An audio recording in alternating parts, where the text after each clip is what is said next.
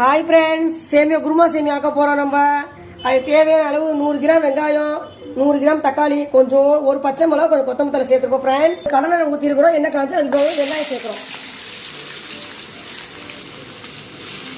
வெங்காயம் வேக கொஞ்சம் உப்பு சேர்க்குறோம்.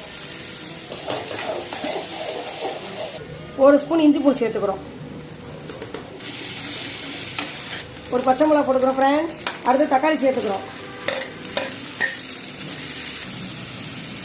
தக்காளி எல்லாம் வெந்துருச்சு. அடுத்து 1 ஸ்பூன் மிளகாத்தூள், 1/2 ஸ்பூன் மல்லித்தூள், கொஞ்சோண்டு கரம் மசாலா, மஞ்சள் தூள் சேர்க்குறோம். அடுத்தது கொத்தமல்லி சேர்க்குறோம் லைட்டாக. நம்ம 2 பாக்கெட் சேமியாவுக்கு 2 கிளாஸ் தண்ணி சேர்க்குறோம். அதில் அளவு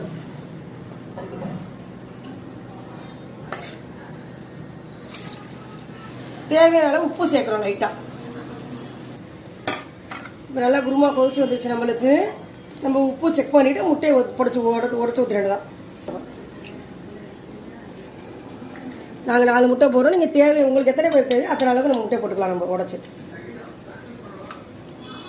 முட்டையை உடச்சி ஊற்றியாச்சு. இப்போ முட்டை நல்லா வெந்து மேலே வரும். நம்மளுக்கு முழுசாக மேலே வரும் வெந்த உடனேயே.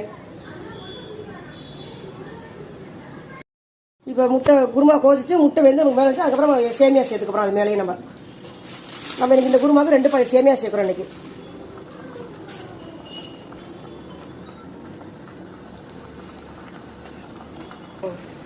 சேமியா போட்டாச்சு. ஒரு கிண்டி தம் விட்டுற வேண்டியதான் நம்ம சேமியாவை. சேமியா ரெடி. 5 நிமிஷம் ஆயிடுச்சு. முட்டை போட்டு தம் விட்டோம். இப்போ உடைக்க போறோம் சாப்பாடு சேமியாவை. சேமியா ரெடி ஆயிடுச்சு. தம் விட்டு எடுத்து தம் உடைச்சாச்சு. சேமியா ரெடி ஆயிடுச்சு. ஒரு பிளேட்ல அப்படியே கழட்டிக்க வேண்டியதான். சேமியா ரெடி ஆயிடுச்சு. இந்த வீடியோ